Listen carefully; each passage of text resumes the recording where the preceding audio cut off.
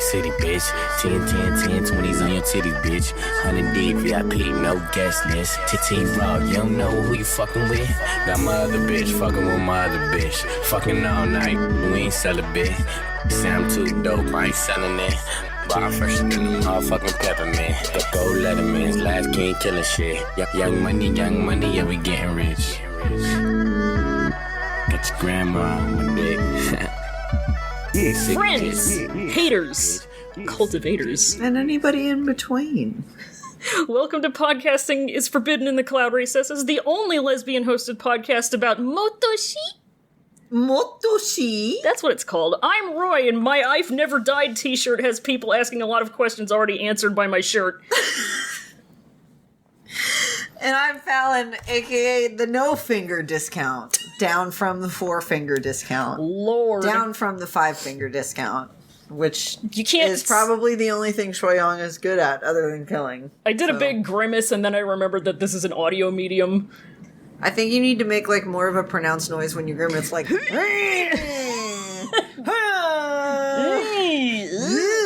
this is why I Love Lucy was a success, is because she figured out how to do an audible grimace. She had the... Yeah. Ooh. Yeah, let's just steal from I Love Lucy. Yeah, it's 50 years old, 60, 70. It's public property. Yeah. It's what, 70, 163 years old? 73, something 89 like years old? Many. Sure. But, hey. This is your I Love Lucy podcast. I'll tell you what. We got that Modal Q coming soon. We got that QQ coming in just a few days. Yeah, it's like a week? No, it's like... Or 4 days? Yeah, it's like this Friday, I think? Oh, whatever the 31st is? Yeah, dude. Friday. Friday the 31st, Friday Fucking the end of Hell July. Hell July. And into the good month of August, which is when Roy's birthday is. Into the good month of August, and we will be kicking in the true Leo season next time we record. Oh, I was about to say next week. Well, I know we're already in Leo season, but what I mean when I say true Leo season is that it's your birthday season, or closer to it. Yeah. So that's when true Leo season happens, because Roy's true Leo. True Leo. Forgot what I was going to say. We'll be in it to win it, because... Riveting radio. Oh, because...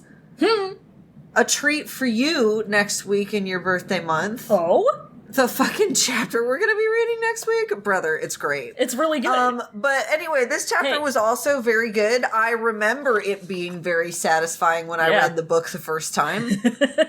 It's also a good present to me here in the early part of Leo season, because we're fucking finally done with the Grasses arc. The asses of the Grasses. Truly, no one rode for free. Nobody. Oh my god, I'm gonna be paying off the grass debt. You gotta pay the fingy toll. You gotta pay the fingy toll. That's what it all boils down to. To get into this cultivator's soul. I hate it. You gotta pay that fingy toll. I don't know what to tell you. To fragment this cultivator's soul.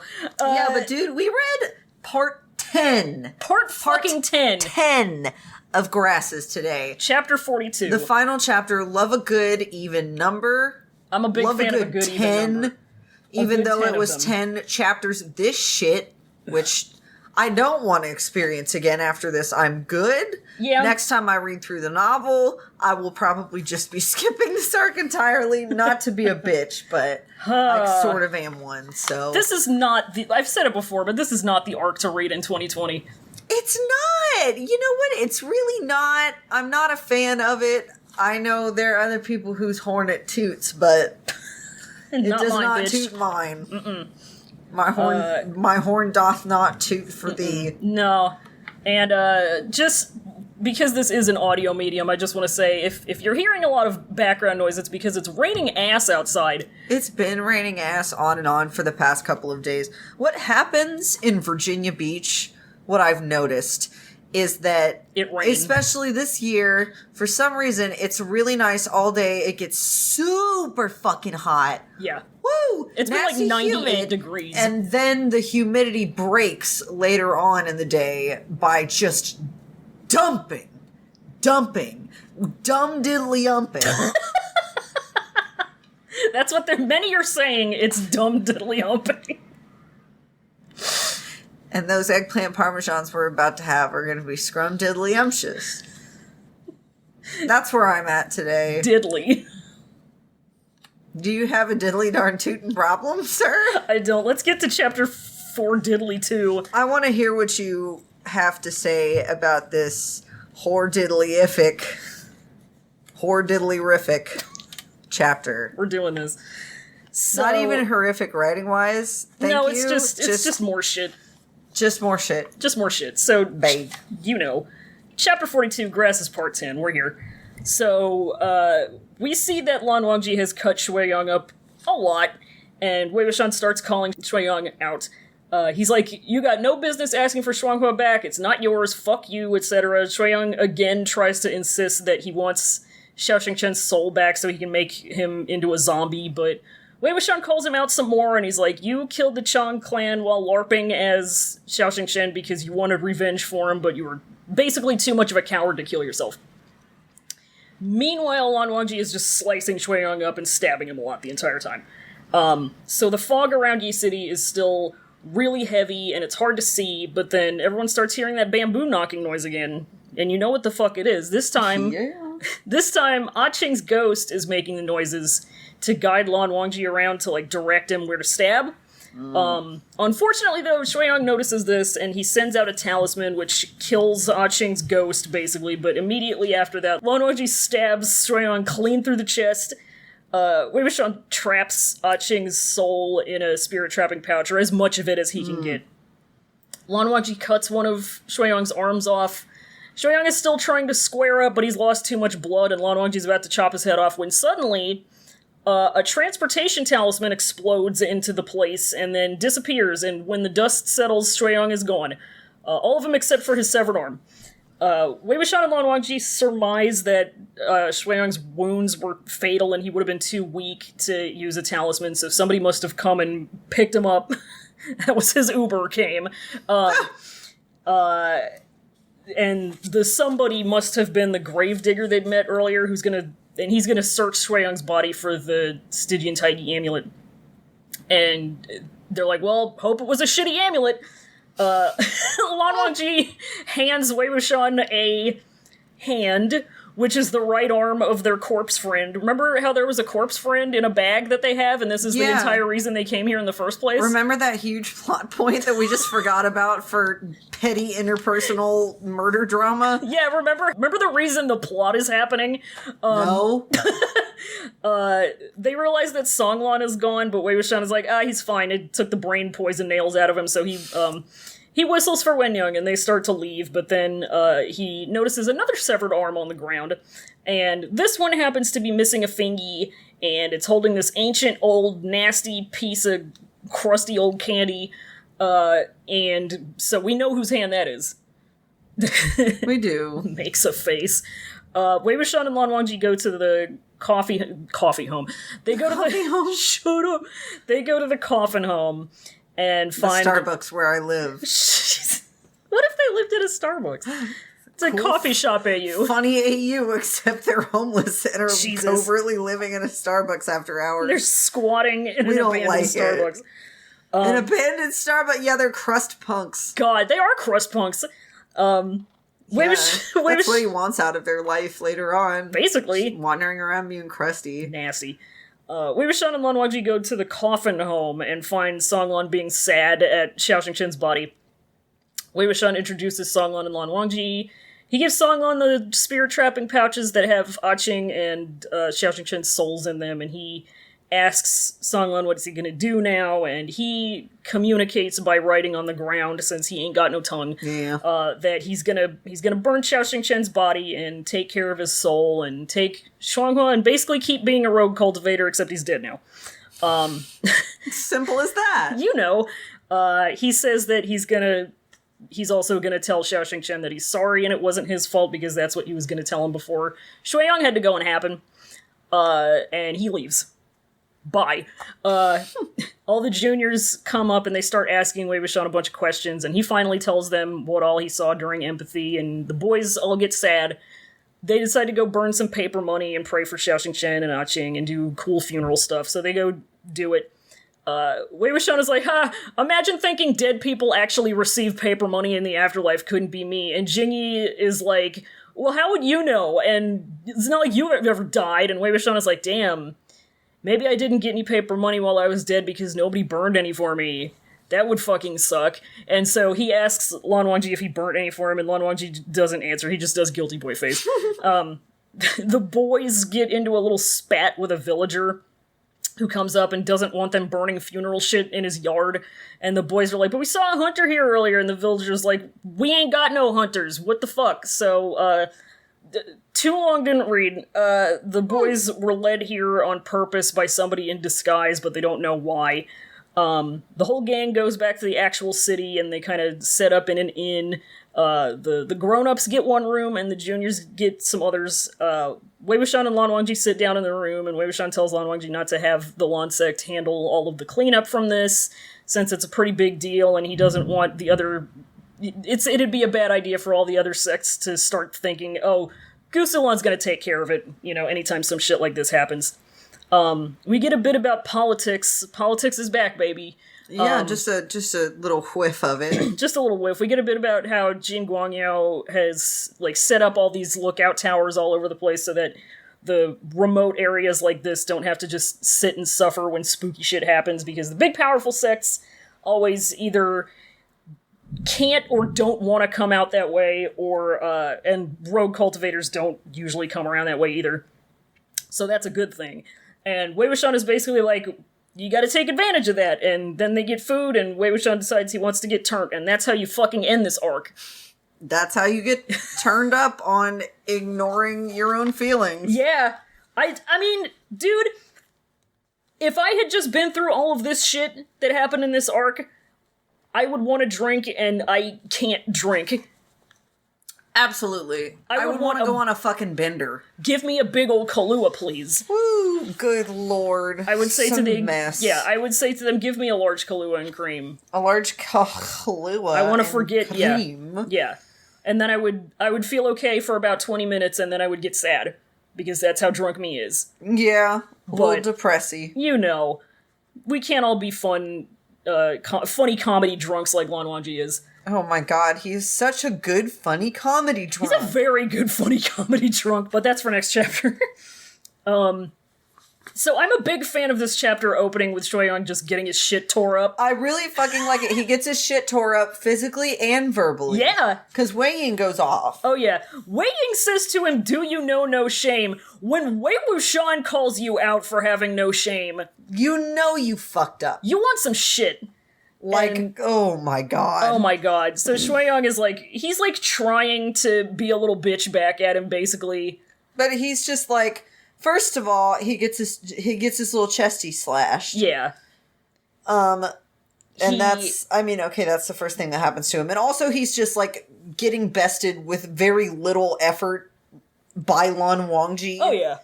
I mean, I'm sure he's exerting effort, but clearly not as much as old Xue Yang is. Mm-mm. I'll tell you that. And he's just Wei Wuxian takes this opportunity to beat on him verbally. Yeah. He's like, you want us to give Shuanghua back? You mean the sword that isn't yours, bitch? And Xue Yang does not dish it out. He's like, don't be mean. He dishes it out about as well as he can take it. Yeah. Which is not well. Yeah. At all. No. And then Wei Wuxian tells him to die mad about it. Die mad about it, because Xue Yang does a big, Yeah. But and Wei Wuxian's like, okay, go ahead and laugh. Yeah, go ahead and laugh. Go on. You can die laughing, but you still won't be able to save Xiao Xingchen's soul. You fucked that up. That's on you. That's your problem.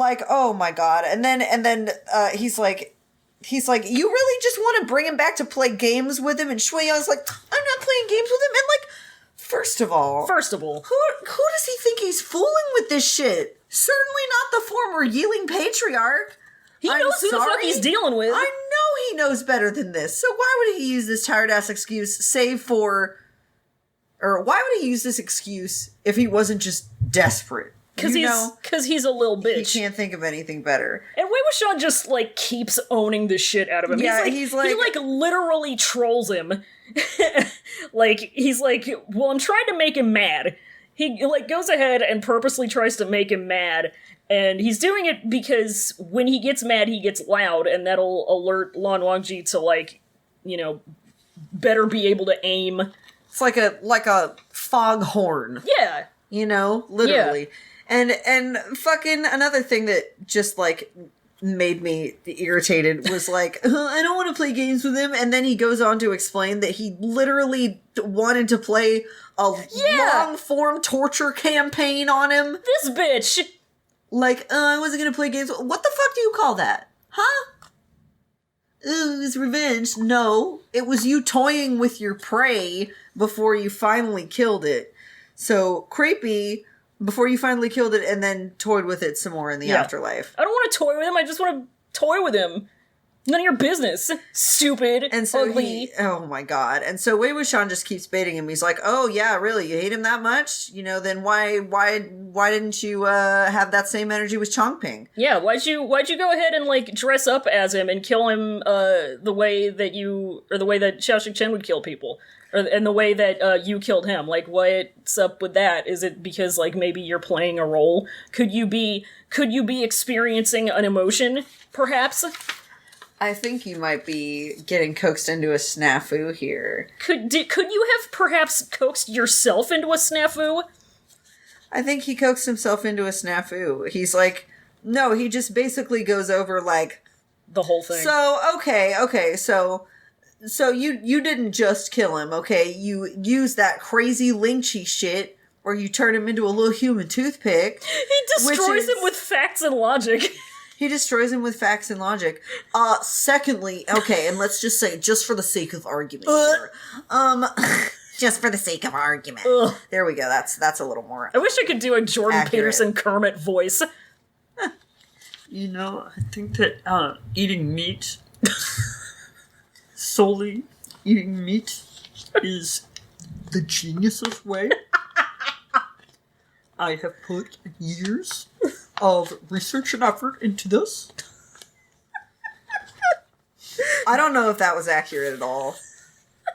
But I was trying my best. Dr. Peterson's upcoming work, The Genius's Way. Spelled Genious. Jeainous.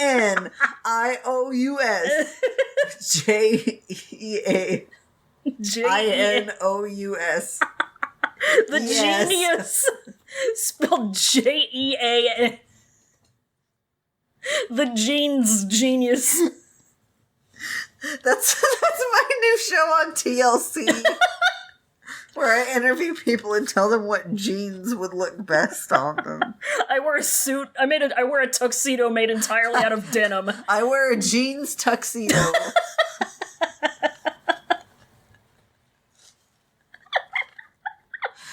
And it's not just made out of denim, it's literally made out of jeans. Several pairs of jeans. Cobbled together Frankenstein-like. Yeah, kind of like a Justin Timberlake and Britney Spears at, like, what was that, 2001? Legends only. Fucking legends VMAs, only. That kind of vibe. Oh my god. So Wei Wuxian puts on his jeans suit and destroys Xue Yang with facts and logic. He has, like, a bulleted list appearing behind him. He's like, you did Lingchi, which is punishment. You used Xiao Chen's sword. You dug his eyes out. So what's the deal? He's like, it's just revenge. All right, it's just revenge. I just wanted him to die horribly. That's all. I was doing it normal. And Wei Wuxian's like, revenge for who, baby? Like when people try to argue with you that the Civil War was about states' rights. God. I was like, states' rights to what? Exactly. Revenge for who? Oh my god. So you know implicitly that you're stupid and already lost the argument. Yeah. And I'm just gonna say, he's just like, you know, if you wanted to seek revenge, the one you should have executed Lingchi on is yourself. Like, this entire, like, kind of exchange was one of several points in this chapter where I, like, pinched the bridge of my nose as I progressively realized that Xue Yang was absolutely in love with Xiao Chen. It is unfortunate. Unfortunate, but as he isn't actually like a human being, he has a terrible, horrific, fucked up concept of what love is. He has absolutely no idea how to process it, how to express it, how to experience it. Just the entire spectrum of it is completely foreign. Yeah. And I mean, like, not to play devil's advocate, like, it isn't like he was ever shown that, but also, like, he's incredibly fucked up and twisted. He's #damaged written on his forehead, so... It's what fans of the Broadway show Wicked wish loathing, what is this feeling meant, instead of just, like, straight up hatred. Jesus. It's also the layer under theirs, oh yeah. Oh yeah. The layers. Onion have layers. That stupid Charlie Puth song. I love you so much that I hate you. Christ. Whatever. I hate Christ. all of it. I hate all of it. And then Wei Wuxian is like thonking to himself. He's like, man, I hope just come on, just talk a little bit more so Lan John can stab you more. It's like, this little bitch can't feel fucking pain. He's just going. He's just taking it. Like, it was me throughout this whole chapter, though. Yeah. This whole chapter. Trapper? Like, literally, I just, please, just fucking devote 10,000 words to fucking Xue Yang up. Honestly, that's what I want.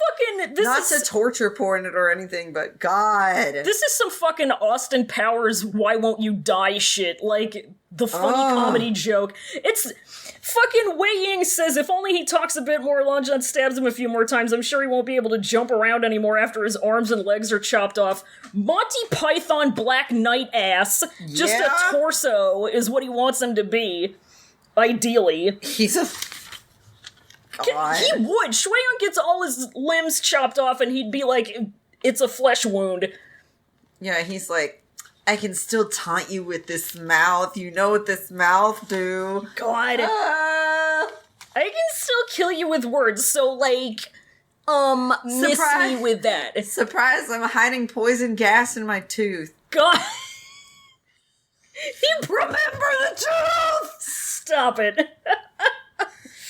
So... But fucking anyway, so Ah-Ching comes through again, saves Wei Wuxian and Lan Wangji's lives, probably for the several consecutive time. Yeah, she comes knocking. And we need to show some respect as a fandom towards her for that, because if it weren't for Ah-Ching and her sacrifices, our boys would not be alive today. Ah-Ching is braver than the entire U.S. military. That's just how it is, yeah. The whole thing. It's not hard, but she is. But fucking, yeah, she just, like, sticks right to him as though she was a curse, which I think is a great figure of speech. It's so good. And just taps her cane wherever he moves so that they can keep track of him. And Wei Wuxian cottons onto this literally immediately. Oh, yeah. I'm like, God, of course.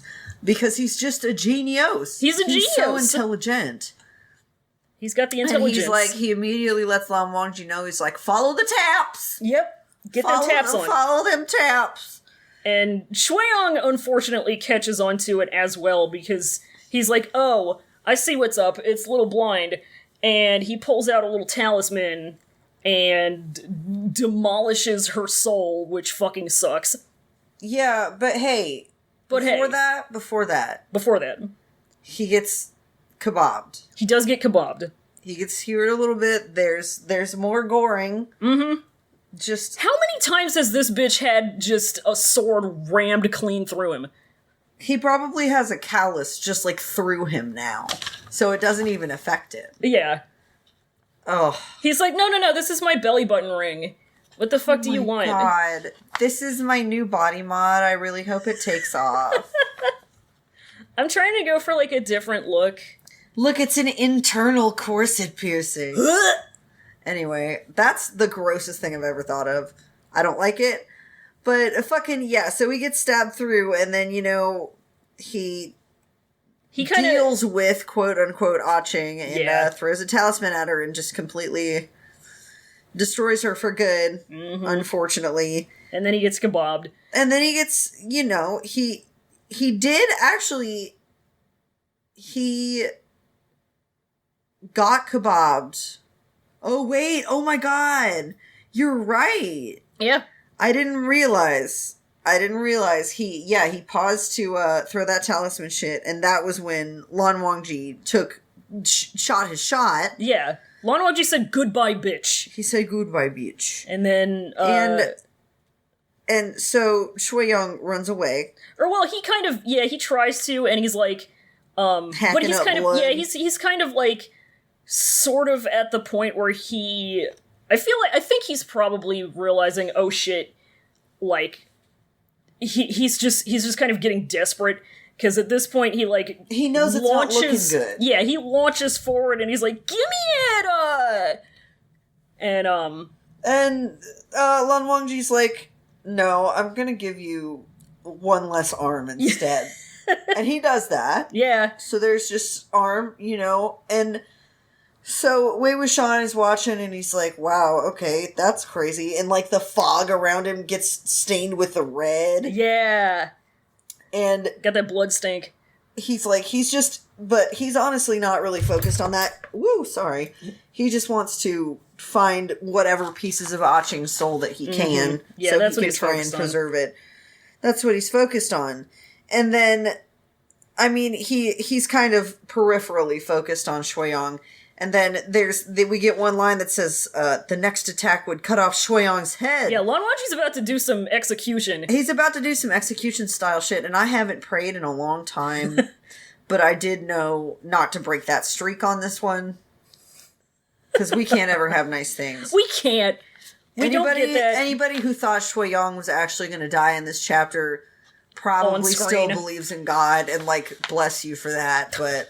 It's just not happening for me. People are gonna read this chapter and then try to tell me God exists. Sorry about it. No. No, and so what happens, instead of him dying immediately, is that fireworks happen. A guy appears for Anne's second. Scoops him up and busts out. Yep, busts out, and there's just kind of a poof, and then another poof. Wei Wuxian does a funny comedy banana peel fall on some blood. Oh my God. And then, Xue Yang hits the peace sign and disappears. And he's gone. He hits the peace sign and disappears, and the crowd sighs in agony. Yep. Nobody claps. It wasn't Albert Einstein. And so, he's gone, and, Lan Wangji, recoups with him. Wei Wuxian's like... It was that damn-ass gravedigger. It was that damn-ass gravedigger.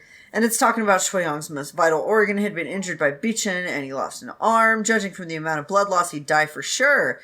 And, see, that would be the natural conclusion that you would come to as a sane adult reading this book. But as we have to remember, bad guys never die.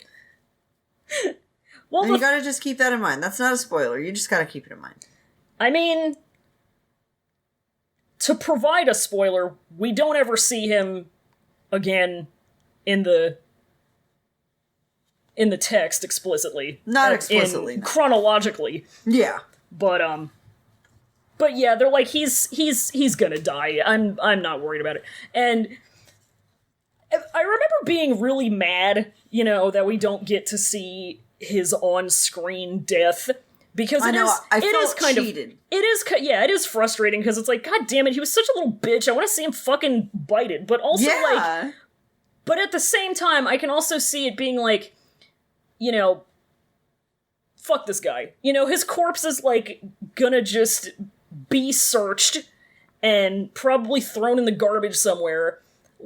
He doesn't deserve anything more than, probably the most cursory description. He doesn't, He's proved himself to be so irredeemable that, giving him a less ignoble death would, I feel give him... What am I trying to say? It would give him more... Woobie credibility. Yeah, woobie clout. Woobie clout. And, there are people who at this moment on Twitter are saying that he has all of the woobie clout, and I'm blocking them. But, like, he doesn't deserve it, you know? He doesn't deserve to have an on-screen death. He doesn't deserve it. He's done nothing to deserve anything but, like, the assumption that he's gonna go die, and it's gonna be shitty for him, and whatever. He's gonna curl up like a cockroach and just die and be forgotten. Yeah. Hopefully.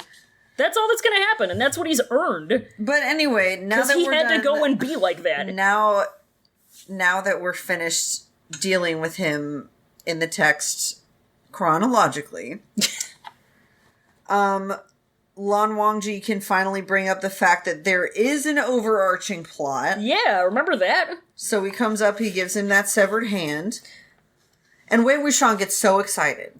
He's like, oh yeah, buddy! Bro, this is only the first severed limb for him to get excited about today. He's gonna cream himself in a minute when he sees what's coming. He sees it and he's really excited, but then he's like, oh man, I kind of wish it was a severed head though. Oh well. Like, fucking he thinks they're gonna find the head midway through? Where would the timing of that be? Where would the drama of that be? Like, mind your genre, alright? You're in a novel, bitch. Figure out where the head is and that's where the plot's gonna happen. You're in a mystery novel, not its porn parody. God. You will not be getting head this early in the novel. She likes a slow burn. I'm gonna... Please do it. Please do it. I will do it. Yeah, so then they notice that Songlan is gone. Yeah, Songlan just disappeared, and they pretty much automatically assume that, oh, he just gained sapience again. He's off wherever. It's normal. It's normal. And Lan Wangji's like, well, let's get the fuck out of here. And Wei Wuxian's like, hold on. Hold on. Because he sees the next dismembered treat. Yeah, for lots his of eyes. treats. Real quick though, he does a little whistle and he has Wen Yang leave and he just like just like shambles off, jingling his chains into the distance. It's like a big confused bear. Just hang dog. But yeah, then, you know, Wei Wuxian sees this, like, pool of blood and there's something lying in there. It's another arm. It's another arm with the little fingy missing. It's missing a fingy. We down a fingy on this fingy. One. Missing a baby fingy. And they look at it, and Wei Ying notices that it's clenched, so he goes down and he opens up the fingies, and there's a really nasty old piece of candy in it. And this was Nose Bridge Pinch number 2 of the chapter. For me. Oh god, because of course, and he was like clenching it so tight that it was almost crushed. Do you think this means anything? The symbolism. The symbolism. Symbolismo. Wei Wuxian was like, well, and so they got the fuck out of there. They get out of there and they go back to the coffin home, and they, of course, they pretty much accurately predicted that once he gained his sapience back, Songlan would immediately try to find Xiaoyu because, yeah, Songlan is in there. He's staring at Xiaoyu being a sad boy. It sucks. I hate to see it. All the disciples are in here too. And they're scared as hell. Yeah, they're like, oh crap, that's the fierce corpse of what tried to kill us. But he's just in there being sad. He's awake now and he's sad. He's just mourning. Yeah. And so Wei Wuxian and Lan Wangji walk in, and these kids, like, they're so excited. It says they looked as if their lives had been saved, but they were too scared to make any noise. Yeah. Because they didn't want to piss Songlan off. Yeah, because they don't realize that he's awake and sad. Yeah, man, he's honestly just vibing, for better or for worse. He's having a sad vibe. But, like, these kids just get so excited that their big pals are back. Their dads are back. The grown-ups are back. I would die for every single one of these boys. They're so good. Oh my god. They're so good. Like, we call them boys, and I've pointed out that 15 is the age that boys are. Yeah. But they really are. Like, it just reminds me of when I was that age. And just not knowing what the fuck to do in scary situations and huddling together with the people my age and, like, waiting for the grown-ups. Any of these kids, like, if they had the situation I was in where I ended up in the hotel room, like, having one sip of beer and getting sad about it that I let my parents down. Oh my god! One of these boys is going to have that experience. I'm sorry, Han Guangjun, I had a sip of vodka. I had one sip and now I'm sad trying to sleep on the chair using a towel as a blanket. I had one sip of rice wine and now I'm going to hell. Yeah. I'm never going to get into ancient Chinese vampire times college now. Oh my god.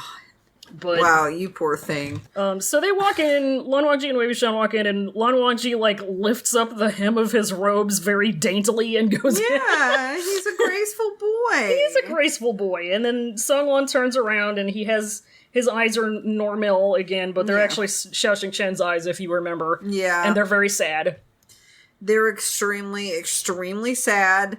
And, you know, Wei Wuxian, deduces from that, because he's Wei Wuxian, that Song Lan was completely conscious and remembered every single moment of when he was a fierce corpse and was under the command of Xue Yang. Fucking horrifying. Which is horrifying. I hate every letter of that sentence.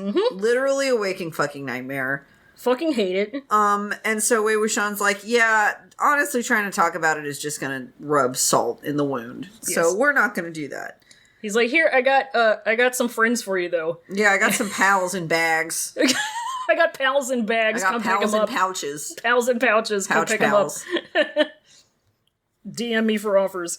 So he hands the little spirit trapping pouches that are containing the pieces of Xiao Shen and Yeah. Ching's souls. And unfortunately, Wei Wuxian was only able to get a few fragments of Ching's soul. Mm-hmm. So she's pretty much in the same situation as Xiao Shen is. Yeah. So Song Lan takes them like so gently. So delicately. Like and he's holding a baby bird. Yes.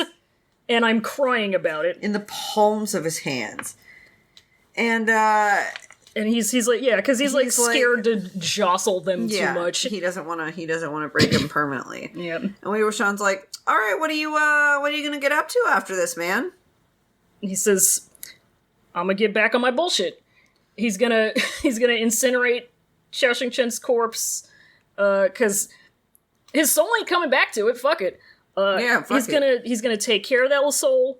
And hopefully with enough care and, pardon the pun, cultivation, the soul will eventually heal and return to being reincarnatable, I guess? Yeah, it'll return in some way, which is, boy, I hope. It'd be nice. And, like, it'll probably take, like, 1,000 years. Yeah, but I mean, Song Lan's got time. He's an immortal corpse now. He's already dead, so why not? He's an immortal zombie. What the fuck else is he gonna do? And I was reading this, and I was thinking, I need an MDZS sequel of Song Xiao through the years. Oh, damn. You know, as Song Lan waits for Xiao Shen to want to fuck with the world again.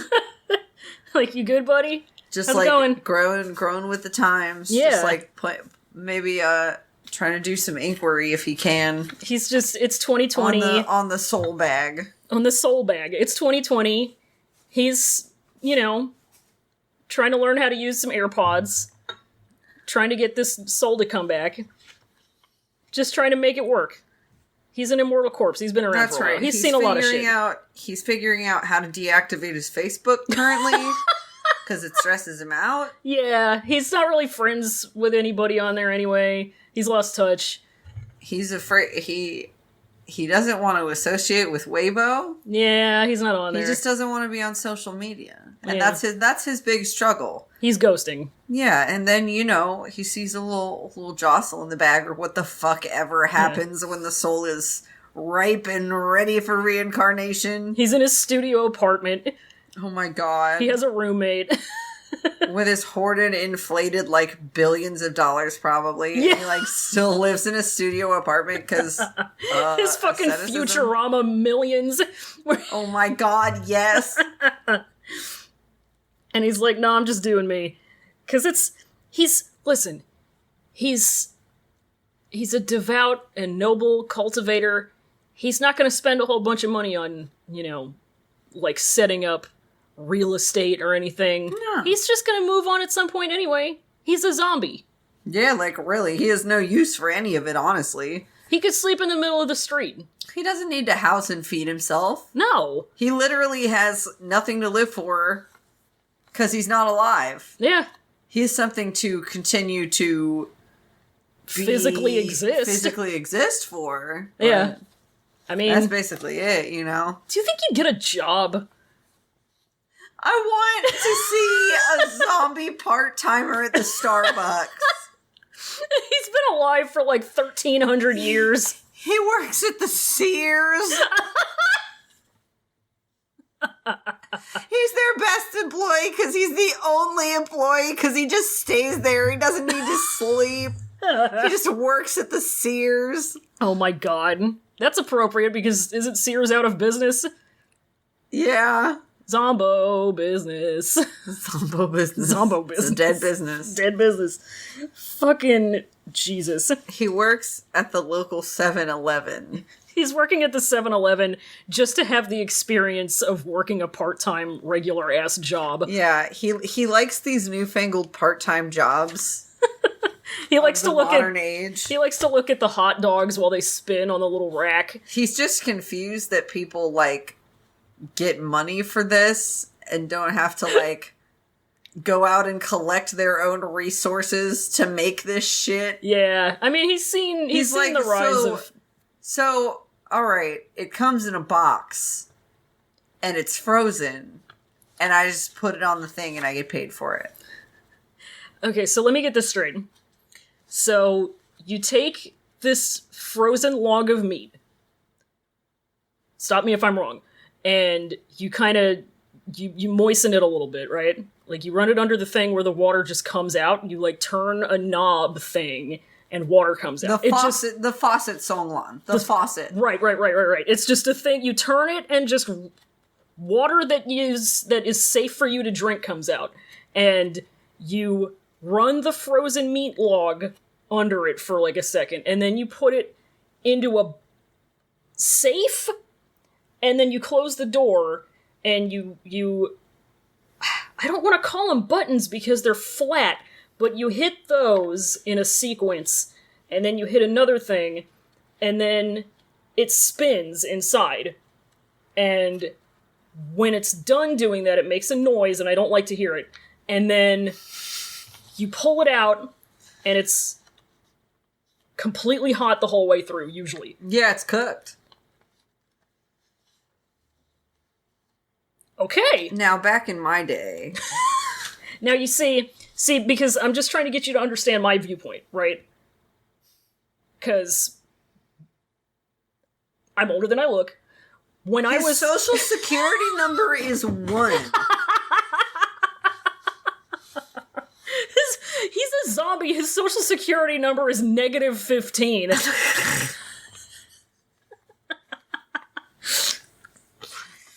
See, back when I was doing things, what you had to do to get the water that was safe to drink was you had to go down to the stream and pick it up in a bucket and hope for the best. You had to dig a well. Do you know how long it takes to dig a well? Look at this. And he's holding up flexing. I got this from drinking. Water. Drinking water. I'm just saying. It wasn't easy. It's just my way. It's just my way. I mean, call me old-fashioned. And I'm not saying that this isn't incredible, because the advances in technology are something to behold. And this is a lot of information for me to take in, okay? So I just have a lot of trouble having anything to do with them. I'm trying to process it. It's a lot for me to process. He's coping. He's coping. Some people learn about microwaves to cope. Yeah, some people learn about microwaves to cope. Stupid. What the fuck were we talking about? So Songlan takes the soul, the PAL pouches. Yeah, the PAL and he fucks off. Just fuck off.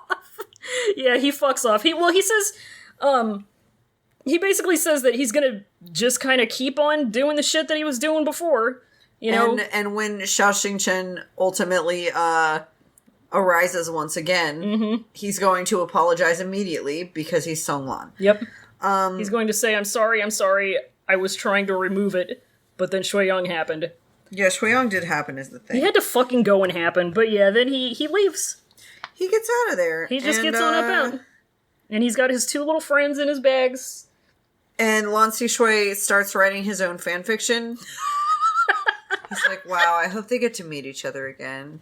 He, like, calls them by their fancy paired name. Yeah, he calls them by their ship name. He calls them by their ship name, that's it. Call Me By Your Ship Name, 2019 film. Oh my god. I don't know about you, but I was very, like, eyes emoji at Xue being the one to say, I wonder if some people will meet each other again. Yeah, isn't that, like, I wonder if funny and hilarious? But I wonder why Xue would be the one to do that, because, you know, what does he have to do with anything? It's not like authors make characters say specific things for reasons.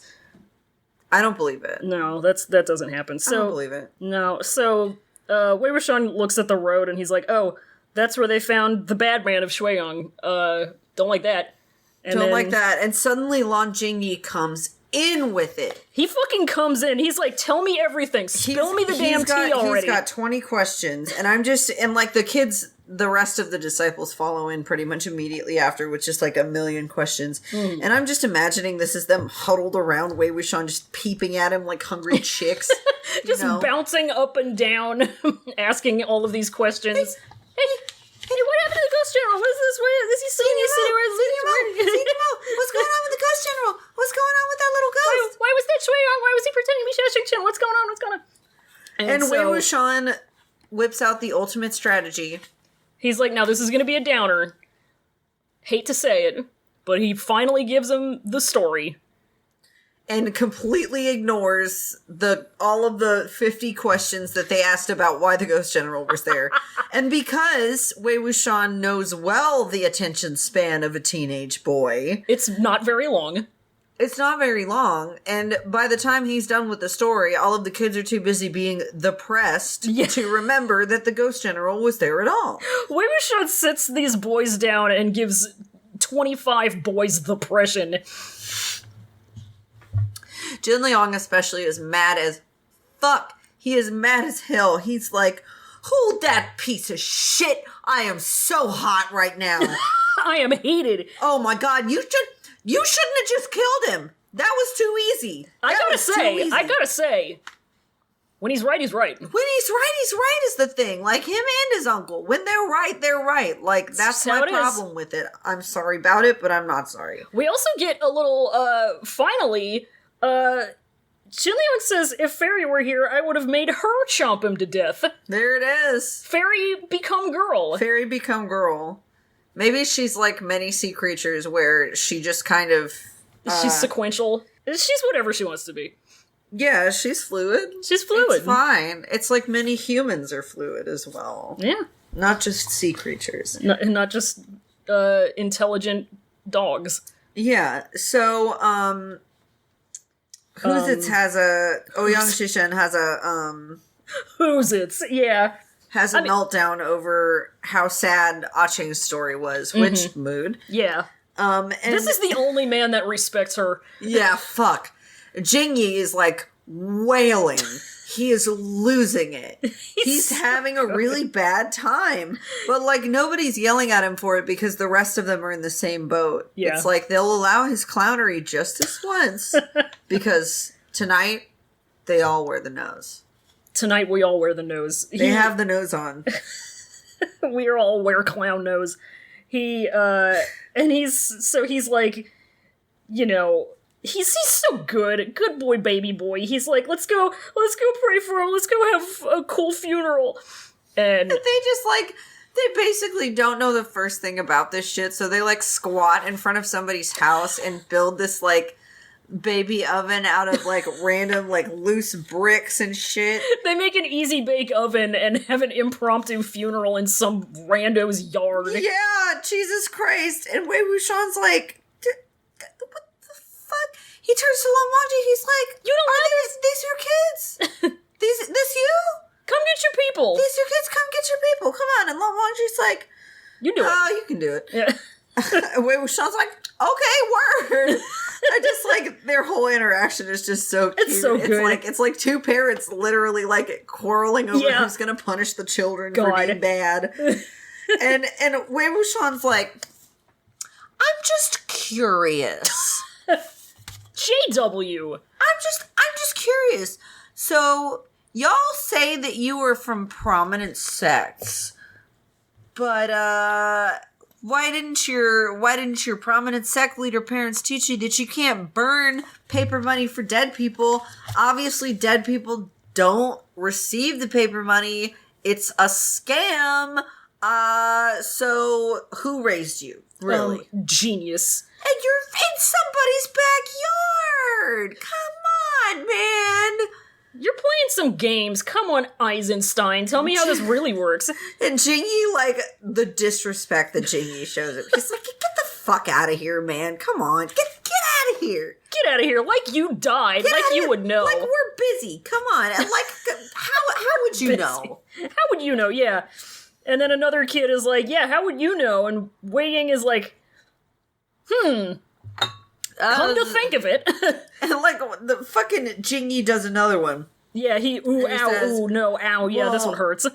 Yeah, well, even if you didn't receive any, if you were dead, like, it's probably because nobody burned any for you. Ooh, ow, and, like, ooh, these children really are dealing double death blows. They don't even know it. His fucking dialogue tag is Lan Wangji stabbed another knife into his heart. Yeah, that shit is crazy. That's fucking brutal. And Wei Wuxian, like, starts spiraling, like he's ruminating on it. Because he was okay with being like, well, I mean, even when I was dead, I was broke, so what the fuck ever. But then he starts thinking, and he's like, damn, did I suck that much? Yeah, damn. Did I not get any money because nobody burned any? Shit.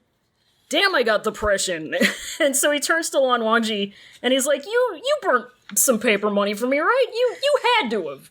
And Lan Wangji just, like, looks down in a way. He does guilty boy face. And fucking he does. And I absolutely hate that Wei Wuxian sees this reaction and reads it as anything other than a quiet but overt admission of guilt. Yeah. It's so fucking obvious. Like, Lan Wangji's literally like...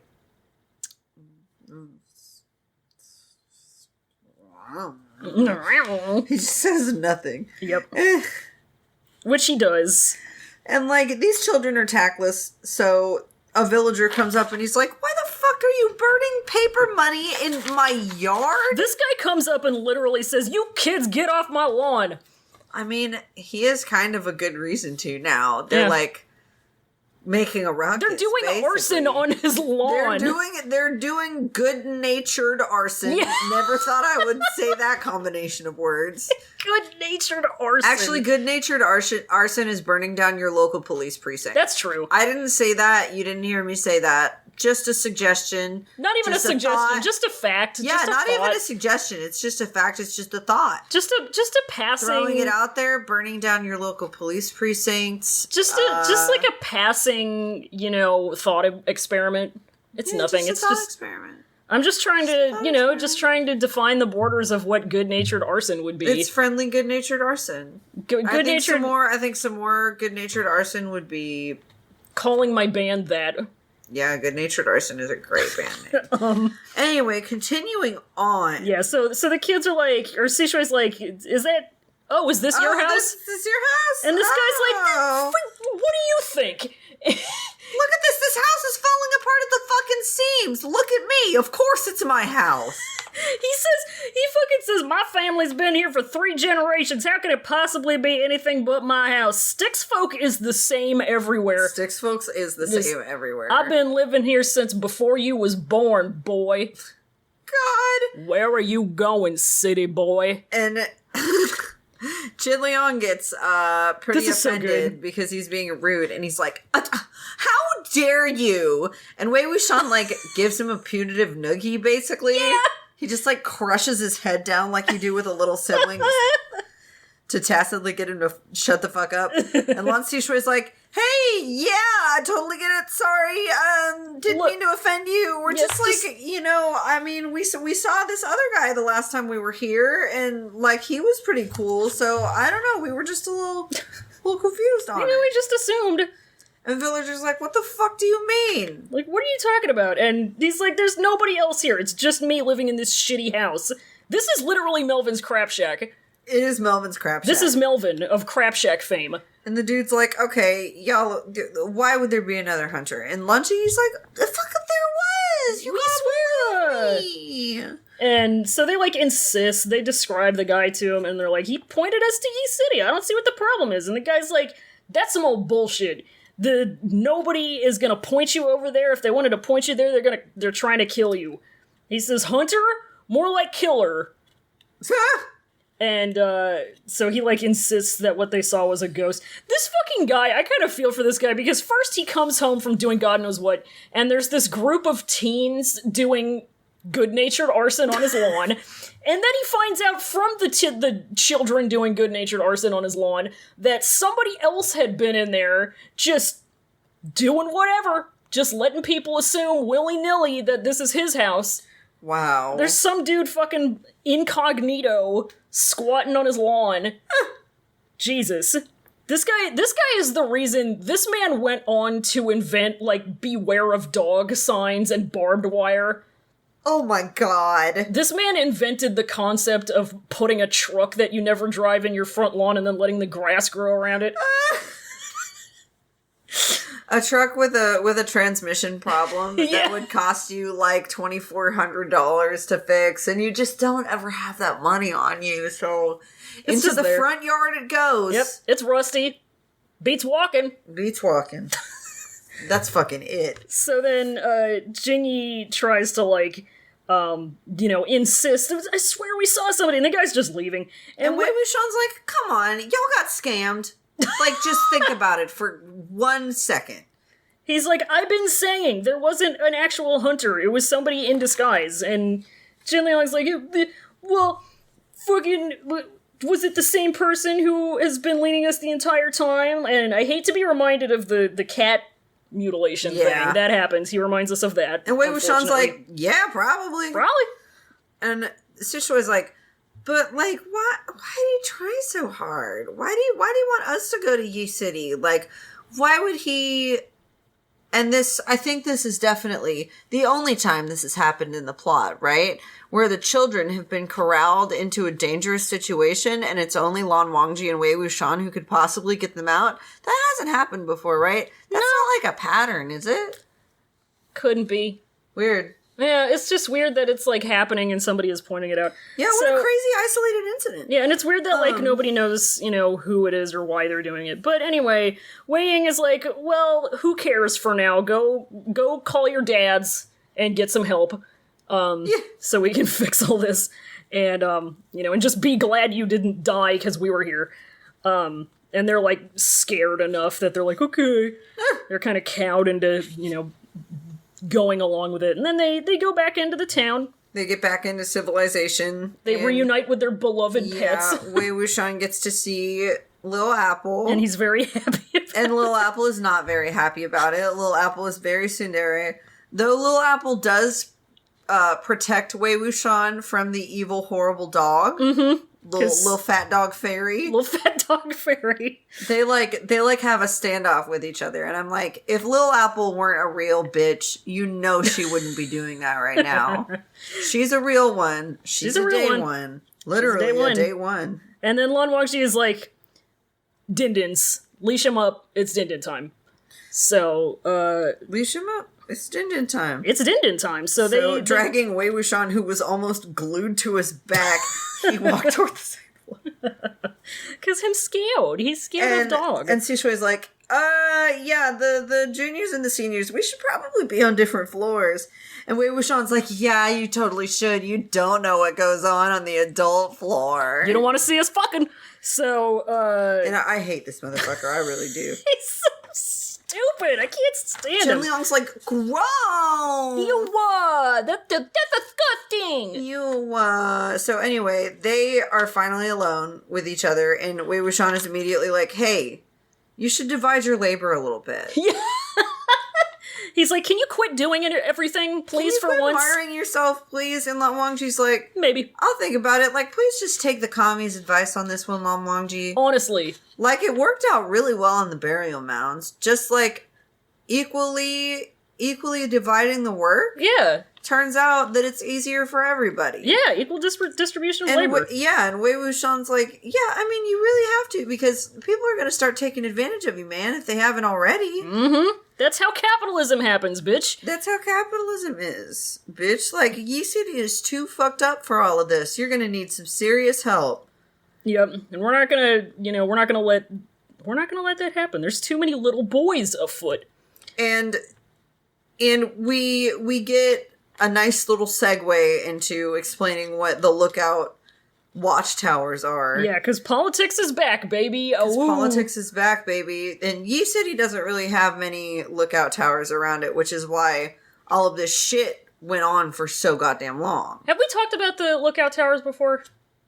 I feel like we've mentioned them a little bit, yeah, but just to recap, or to like jog your memory if you've forgotten.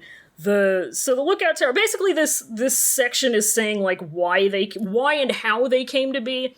Yeah. So, they came to be specifically through Jin Guangyao. Yep. Because Jin Guangshan, so we get the insight. Yeah. We get the early insight that Jin Guangshan, fuck B2 his name. Yeah. Was also a terrible leader on top of being a philandering, abusive swine. Yeah. So we learned that. He was a bad leader. He didn't get anything done except, like, get his dick sucked. Yeah. He didn't care about the little people. Not at all. The littlest person of all being his tiny baby son, Jiggy. His 4'11" son. And Jin Guangyao is basically like, look, Dad, we got a lot of land. It's a very, very big area. There are a lot of, areas where there aren't big sects around and, places where it's too far for them to get there, and rogue cultivators aren't going to be going to and from all over the place. I think it'd be a good idea for the sake of the little folk to set up some, kind of some stations where people, we can have some guys. I know a guy. We can have some guys hang out, and we'll pay them if the people don't pay them themselves. And, if spooky shit happens, they can just say, hey, ding ding, we need some guys here. We need some guys to come do some cultivator shit. And it'll be good for everybody. We'll have, the people will be safe. These people will get paid. It's good. And Jiggis said, nah. But then what happened? He said, fuck them commoners. He said, fuck them commoners. But do you know what happened? Weirdly enough, it, dude. Yeah, he died, and then it was Jiggy's game. And then it was Jiggy's game, and I'll tell you what, he made that plan happen no matter what. Yeah. And I will say, it says, using both gentle and forceful methods, he allied with a lot of people, fell out with even more people.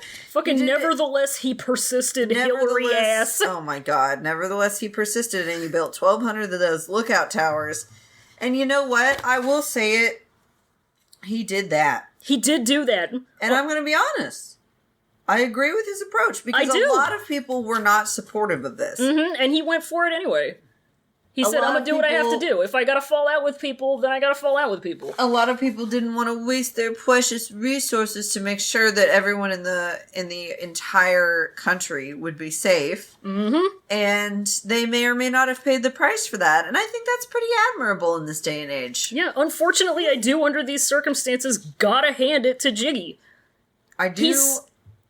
I gotta hand it to him. Unfortunately, I'm sorry about it. I gotta say, he's kind of doing some comrade shit here. I think it's praxis. It's praxis. Hey, what if you actually cared about your constituents? What if you gave a shit about their safety and well-being? What if you did anything? Literally anything. What if you had empathy for them because you knew what it was like to be them? That's crazy. Wouldn't that be weird?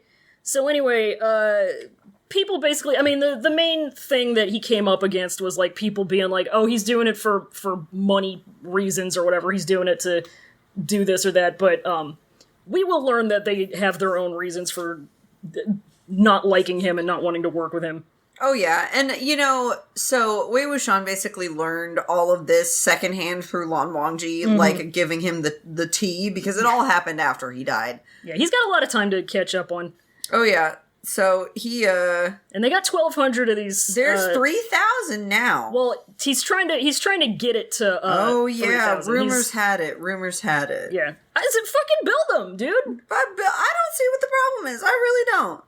I mean, I understand it can be maybe a little surveillance-y. I mean, they're not there to... They're calling them lookout towers, but they're more like volunteer rescue HQ. Yeah, pretty much. And, they come out with their backwards letters on their cart. And, his approval rate is a little bit better this time around because people saw that obviously it worked. Yeah. Isn't that fucking weird? But there's there are still some people who are a little on the fence about it, and it says, when the time came, the cultivation world would definitely be thrown into chaos again. And do you think that this means anything? When I die, then you will realize. Do you think that means anything? I think it might mean something, maybe. I don't think it means anything. It's probably nothing. So... Okay. It's probably nothing. Yeah, so then food happens. Yeah, so food happens, and it's all fucking spicy. It's all red. And Wei Wuxian does the very normal thing of just kind of staring at Lan Wangji and analyzing what he eats. And feeling how much of it he eats. And feeling something in his heart about it. Having an emotion about it. Something tug at his heart, but I'll tell you. It's nothing but some hard-earned baby, and he's happy not knowing. I mean... I'm just saying. I'm not gonna argue. Where this goes, if this goes, I'm happy not knowing. So Lan Wangji's like, he notices, and he's like, sup? And Wei Ying says, you know what, it's drinky drink time. Yeah, like, let's get drunk, Lanchan. It's been a fucking day. Let's get drunk. And like, same bitch. Such a day, Lanchan. Like, you wouldn't even believe. Same bitch. So that's the chapter, and that is the entire fucking arc, finally. That's the whole goddamn arc. At last.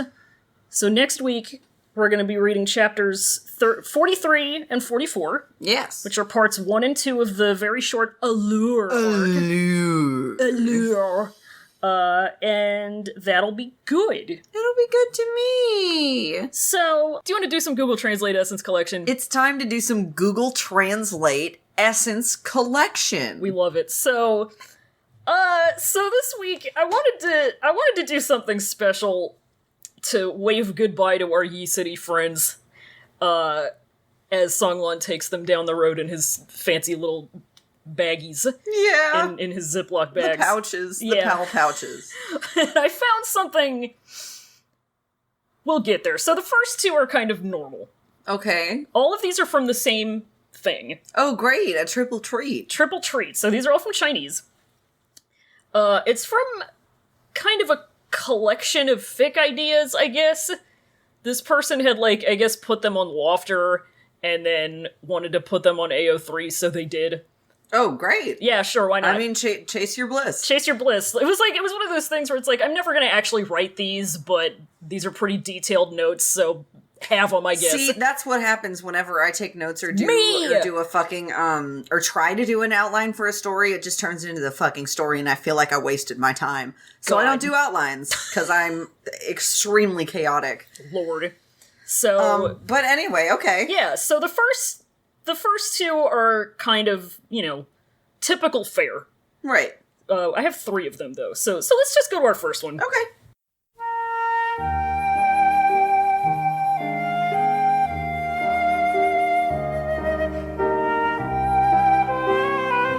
Songlan is a classmate of Xiaoxingdust High School. The two belong to a two-way secret love, but they both feel that they can't take each other down the wrong way.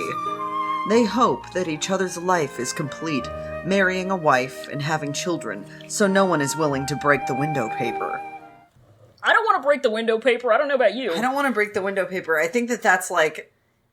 Is that like a metaphor for adultery or something? I don't know. Just like the window paper being like the screens, and then you bust through them to fuck somebody's wife. Or, sorry, to fuck some wife's, your best friend husband. Marrying a wife. Marrying a wife. I mean, you gotta be specific nowadays. I guess so, yeah. Yeah. Sometimes you marry a wife, sometimes you marry a husband, sometimes you marry a spouse. That's right. They're trying to be inclusive, and I appreciate that. Yeah. Okay, so that was great. That was good. So here's the second one. Seeing that the child who had just beaten brought a bigger boy over, who was only 12 or 13 years old, Songlan and Xiaoxingchen, two big men, over 88 meters tall, guarded the little boy with a fierce spirit. Look like. As Xiaoxingchen expected, the other party was really spineless and turned his head and ran away. 88 meters tall. Wow, and weighs a fucking ton. Just Songlan and Xiaoxingchen standing like the gigantic statues in Lord of the Rings. Jesus Christ. Sentinels against bullying. Very, very big. Two big men.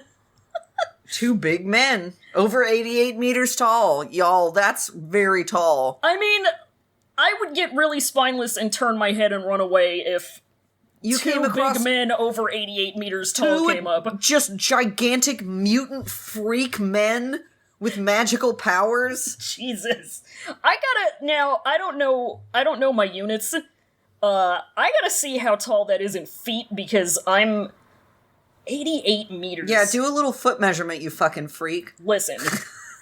You know what I fucking meant. 288.7 feet tall. That's a lot of feet. I think that's like a building size. That's probably about the size of some It could buildings. easily be a building size, because a building can be like 10 feet tall or 40,000 feet tall. I want to see if... Wait, can it? What are things that are 288 feet tall? 288 feet, y'all, says my autocorrect. 288 feet, y'all. My goodness. Beekman Tower, I guess? Who is Beekman? Beekman's World. This thing. Okay. Yeah, so very big. In New York. New York. In Oh, here we go. York. Okay, so generally two, Pacific Rim Jaeger-sized men. Wow. Yeah. Holy shit, that's robust. That's pretty big, I'm just They're gonna just say. two Jaegers of men. Fuck being drift compatible when you are the Jaegers. That's fucking it. Yeah. Bare fist fighting giant kaijus because you're 250 feet tall. Yeah, Jesus. dude. Fuck 'em. It's the normal way. It's what you fucking do. Sorry about it. Wow, I love that for them. I love that for them.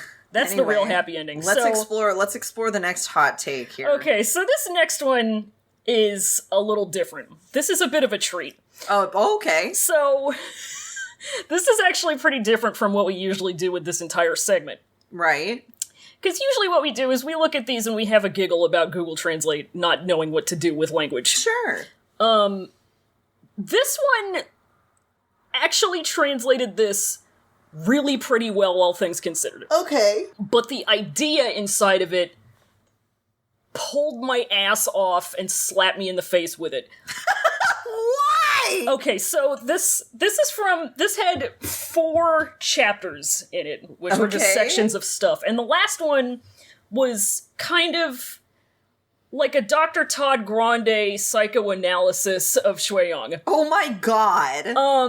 And so it had a lot of stuff about him. It's, pretty typical psychoanalysis of a fictional bad boy that I've seen, not just with this character, but in several fandoms. And then the last bit of it kind of touched on the elephant in the room, the ship that I'm gonna be up front, we don't like, of Xue Xiao. Sorry, we don't like it. We don't like it. Sorry about it, couldn't be me. But, it ended on that note, and I'm not 100% sure the takeaway I was supposed to come out of it was, and I think that's just on Google Translate. Yeah. But the very last end of this had this metaphor in it that just knocked the wind out of me. I can't believe this. I'm excited to get balls deep in this. So here we go. Many plots of Xue Xiao and humanities. Let me give an analogy. It is like Thanos killed all the members of the reunion and finally lived happily with Iron Man.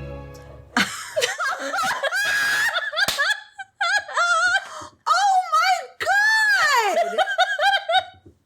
That really blows my dick off! I'm telling you! Like Thanos killed all the members of The reunion. Yeah. And finally lived happily with Iron Man. I mean, they're really not wrong. They're not wrong! That's what I'm fucking saying! Somebody had to say it. Wow. The courage of this person. You know what? I'm pretty sure I can categorize my life in the period before I heard that metaphor and the period after it. 'Cause right? That is... What the fuck? thrilling. What if Xue Yang was Thanos? What if Xue Yang get Infinity Gauntlet? He snaps his pinky. He finally has a pinky again. He snaps his fingers and he finally has a pinky again and nothing else changes. He gets the Infinity Gauntlet. He's like, good, my plans can finally come to fruition. He snaps his fingers and he's like, he holds his new, fresh pink pinky finger up and he just starts laughing maniacally. That's all he wanted. That's all he wanted. What if he put on the Infinity Gauntlet, like, oh yeah, this will hide the fact that I don't have a pinky, something good, and then he puts it on, and then the pinky on it falls off. It gets, like, blasted off immediately. It just crumbles. Jesus. It knows his heart. It knows his heart. He only needs to collect 4 Infinity Stones. His job is much easier now. What if he was purple and had a huge chin and did Orange Justice 10 hours? Yeah, I want him to do Orange Justice 10 hours. I want him to be purple and have a huge stripy chin. Not sure if I want him to live happily with Iron Man, but that's for somebody else to decide. You know. I cannot fucking believe. That was incredible. I've been waiting really for days to give you that. That was really good. Oh god, it's some things, we say some things are robust, and it's because they're fucking robust. So that's just how it is. But do you want to go to some questions? Yeah, let's have some questions. Some questions. We got some questions. Do we? If you have questions, you can send them to Twitter @CloudRecessPod, just the one recess, or on Tumblr, cloudrecessespod.tumblr.com/ask. We're going to go to Twitter first because that's what I have up at the moment. Do some Dwinder. We have 2 of question on Dwinder. 2 of them? This one, if you want to read that. Alright, so this is from our pal Ace Nie Huaisong. Elvier, of course. I don't know why I read the display name. I just really like to see it. They ask, can you pick 5 characters to make a magical girl group with? What theme do they use, and what roles do they have in the group? And bonus, who would they change into cousins to try to avoid people thinking they're lesbians? Oh my god. Oh my god. So it obviously has to be, I would say that it's got to be Wei Wuxian, Ye Huaisong, Jiang Cheng, Lan Wangji, and one other person. If we're going with that group, there's a couple other people who have kind of been there with them. Yeah. I think we could either go with... Wild card, the 5th one is Xue Yang. Oh my god. Just because I would like to see it. Oh my god. I would like to see it. Jesus. No, I don't know if I want to do that. Jiggy's like, it's Jiggy and he's like the mommy of the group. Oh my god. I was gonna say that, well, if we're taking the first 4 that you named, yeah, the other people that they've, like, been in the same vicinity with, or the same circumstances, whatever, are, Jin Zixuan. Yes. Which would be extremely fucking good. That'd be hilarious to me. And Lan Shichen, who could be a pretty good, like, Wait. What big if it sister. What if it was Wen Yang? Ooh, him too, though. Ooh. He'd be so cute. He'd be the cool archer one. Yeah, okay, yeah, it's him. He'd be the cool archer one. You gotta. We gotta. Yeah, he's the cool archer one. What kind of theme do you think they would be? They would have. Fuck. See, this is always hard because it's gotta be something really cool. Maybe they're like folklore critters. Oh. Specifically, maybe some Chinese folklore critters. Oh. Are you feeling me? It. I kind of like that. Do the, the 4 symbols of the constellations. Oh, We got the Azure Dragon, the Vermilion Bird, the White Tiger, and Mr. Chuanwu. Oh, yeah! That would be great. Is there a 5th one? Well, that's what I'm trying to find. There's also a Yellow Dragon. Oh, okay. I like that. So we have blue or green. Okay. Red, white, black, and yellow. If we have Jin Guangyao in there, well, no, because we have Wen Yang. Wen Yang, I think, would be red. Yeah, he's Mr. Bird. Ye Huaisong. A dragon, a tidy, a turt. I think turt. Remember how Huaisong has a canon spiritual tortoise? That's true. Huaisong can be the black tortoise. Black turt. I think Lan Wangji can be the white tiger. Yeah. And then that leaves the twin jades to be the Azure Dragon and the Yellow Dragon, which I think kind of whips. That does kind of whip. Kind of whips. It kind of whips. It's not like either that or Wei Wuxian could maybe be the Vermilion Bird. Yeah, because that would be really cool. But fuck, it's good. I kind of want to draw this. God damn, bitch. Yeah, I'm kind of feeling that. They gotta as for who they change into cousins, I've been thinking about this. They gotta make Zhangcheng and Nie Huaisong into cousins, and here's why. Because lay it on me. Because it would result in, the exact type of plot hole that these things always result in, where, if Zhangcheng loses his whole family, he's, left without a family, but then also accidentally he has a cousin. Yeah, but he's once removed. Don't worry about it. It doesn't count. That's the exact type of shit that happens every time they try to pull that bullshit. God. It's such garbage. It's so silly. Christ. It's embarrassing for her. It's embarrassing for her. Lord, what a good-ass question. Thank you, Elaine. That was fucking incredible. So here's the next one. All right. So, at Soldatino222 on Twitter asked us, love listening to your podcast.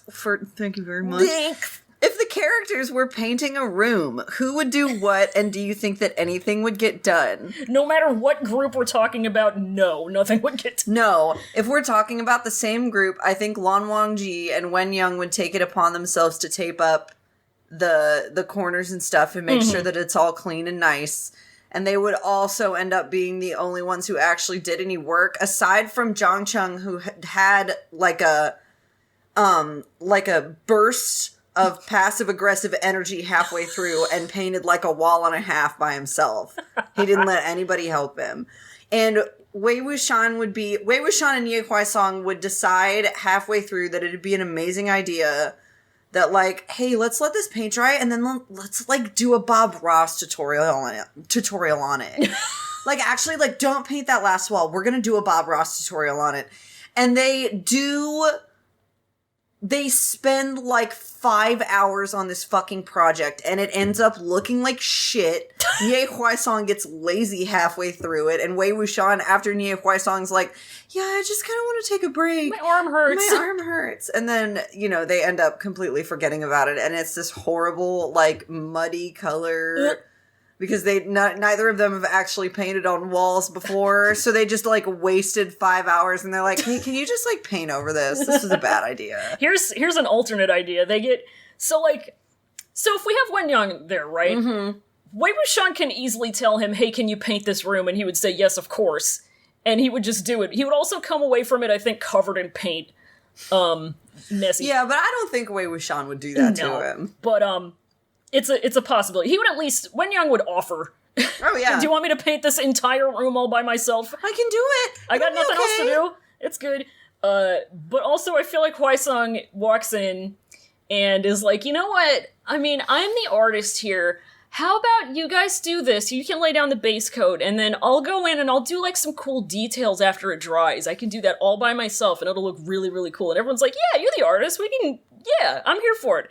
And then they finish, and then Huaisong's like, I don't know, I kind of like how it looks by itself. Let's just keep it this way, and gets out of doing any of the work. Wow. Right? Wow, the finesse. The finesse. You gotta hand it to her. Gotta hand it to her. Under these circumstances. Alright, we're moving over to Tumblr now. Moving over to Tumblr. We have questions from our anonymous friends. Our anonymous friends. The first anonymous friend asks, I wonder if anyone did burn paper money for Wei Wuxian. What do you think? I remain convicted that Lan Wangji burned some paper money for him. I think he did. I don't remember whether that was disproved at the end of the book. Yeah, I don't remember either. But I remain convinced that Lan Wangji, after having exhausted every other option for, like, contacting Wei Wuxian, making sure he was okay, making sure he wasn't dead, went ahead and burned some paper money for him anyway. On the other hand, now that I'm thinking about it, maybe he didn't burn any paper money for Wei Wuxian because he wanted to believe so badly that he was still alive. See, here's my hashtag thonks. Here's my hot take. I think if he ever did, it wasn't until, like, after he was out of his mourning seclusion. Yeah. And I feel, I kind of, I don't know if I'm remembering this as a thing that actually happened, or if it's just me doing interpretations, but I feel like he didn't, because he was doing other things to, like, pay tribute to him and mourn him and whatever. You know? He was doing just kind of... He was out here doing what we like to call the most. That's true. I mean, he out here hiding booze under his floorboards. In the Donghua, he's out here carving flutes. You know, he's out here... Oh, well, I was going to say the other thing that he did, but I'm not going to say it because it's spoilers. But yeah, I mean, that's how I hashtag feel about it. Yeah, it's pretty good to me. I like it.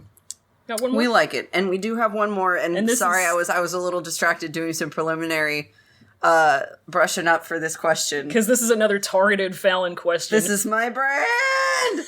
So, our next anonymous friend asks, I'm too sad over Oching. I need a distraction. Me too. Which Fire Emblem classes do you think the characters would be? Hey!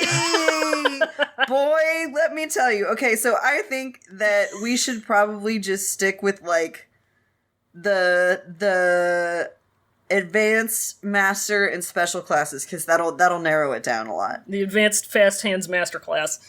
The Advanced Fast Hands Masterclass. So I want you to, just so you can be a part of the conversation. Yeah. I want you to just, we'll take a quick pause so you can scroll through these. And so it's just expanded. Swordmankster. So there's your... Okay, sword.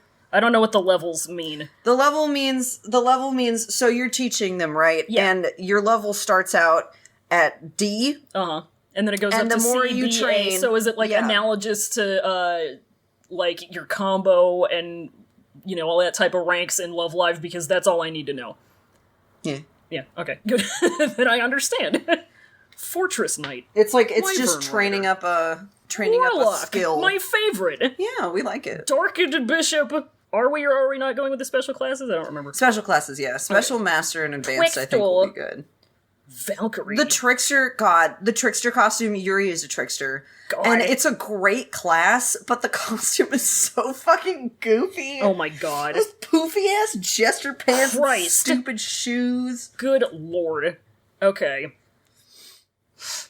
So, oh my god. So, everything already fell out of my brain. That's it. I really want Wei Wuxian to be a dark flyer. I think it's really cool. But it's also female only.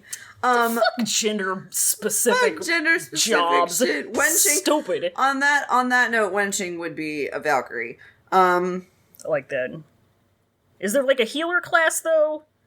Oh no, that's true. I just wanted to see her in the good uniform. I mean, really it'd be good. The healer class would be, most of the healer classes are concerned with, like, how tied they are to religion. Oh, okay. Because most of them use, like, the religion to heal. It's that D&D cleric bullshit. Yeah.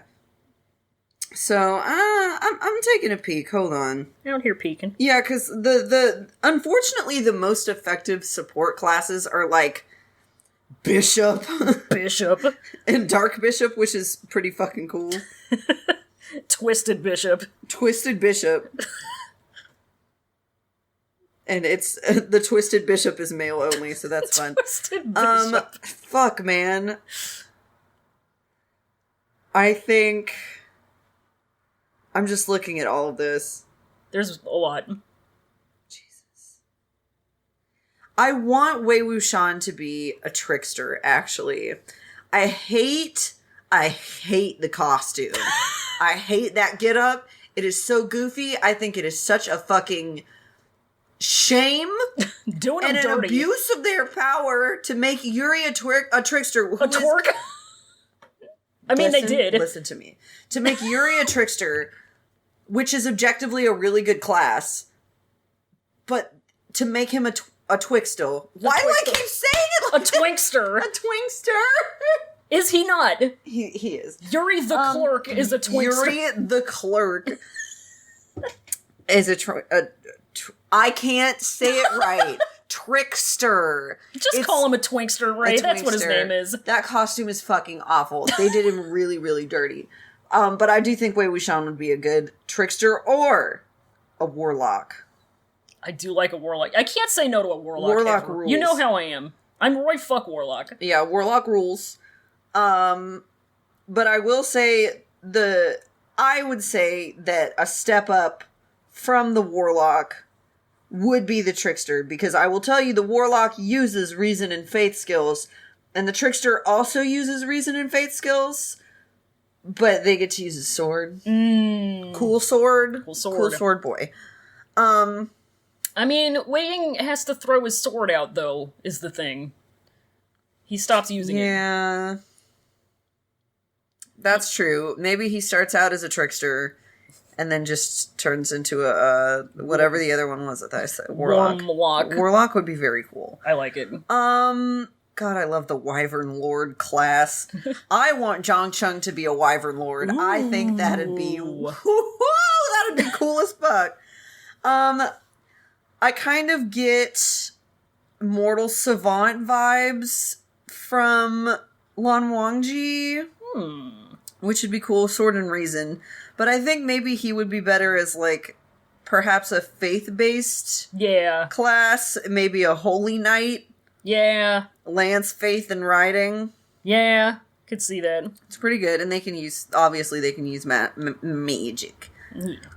Magic. I don't, It's hard sometimes. Who else? Nie Huaisong. Yeah. Nie Huaisong would be... I want Nie Huaisong to be a Gremory. It's a female-only class, but Nie Huaisong trans, so it doesn't matter. We've just accepted that as canon on this show. It's a Reason and Faith class, and I'll tell you what, the costume for it kind of sexy. I like that. What's the Logic and Reason class? The Logic and Reason class? Yeah. I mean... Where you destroy them with your logic and facts. Yeah, with your logic and facts. Yeah. Facts. Yeah. The logic and reason. Fact. Fact? Fact. Who else? Who else is there for us to put into this fun world that I like?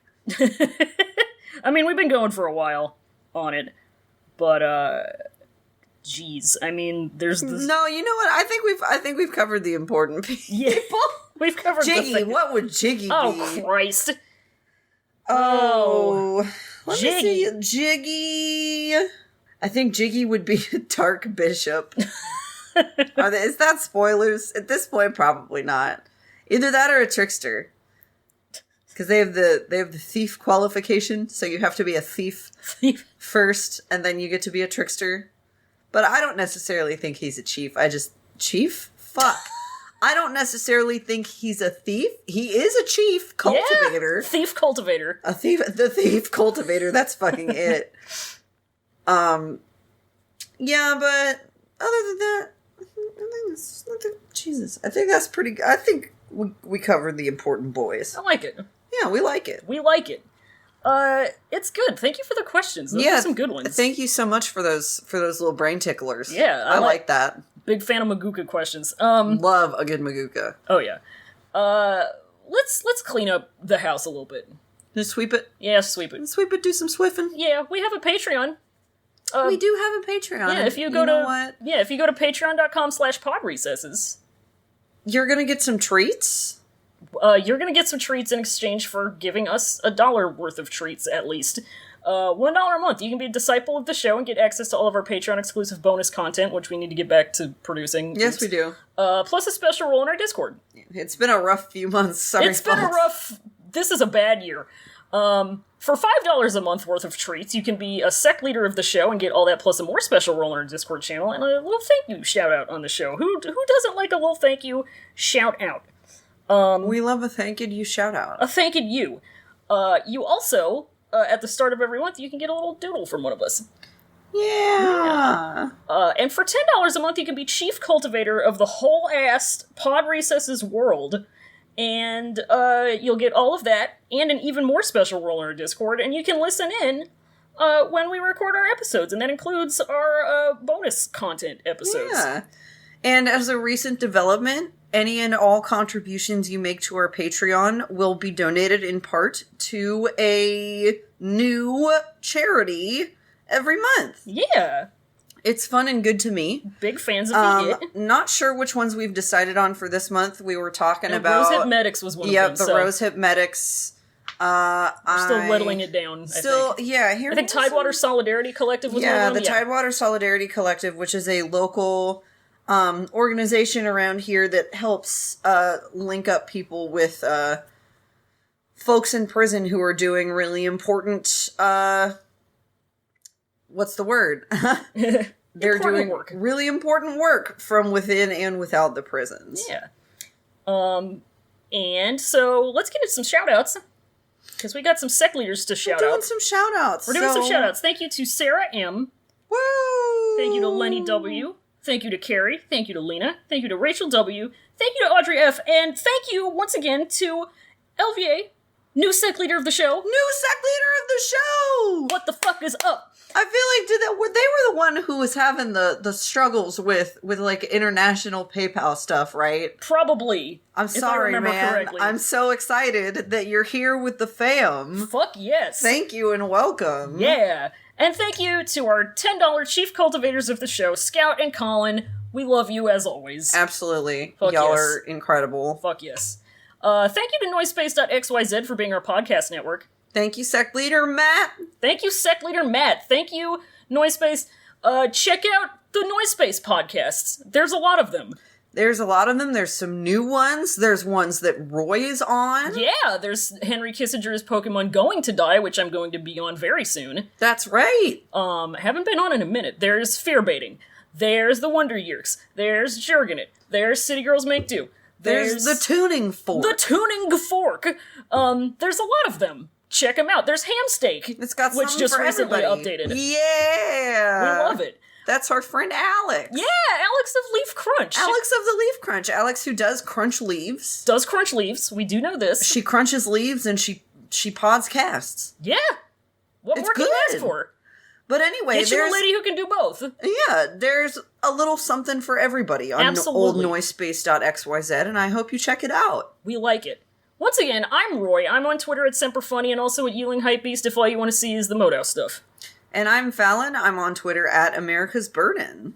You can find Pod Recesses, the us, at cloudrecessespod.tumblr.com and on twitter.com/cloudrecess, just the one pod.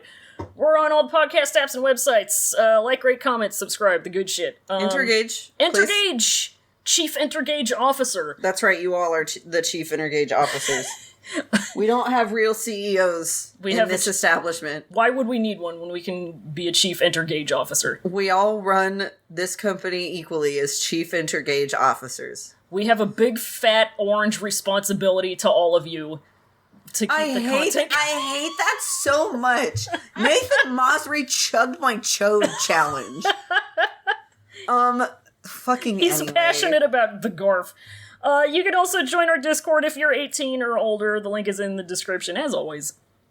Absolutely. And as always, do you know what we say at the end of every episode, little Roy? I think it might be Semper Bunny. Semper Bunny, you are all my nephews now. All my nephews now. Devil has been solved. Good night. Bye.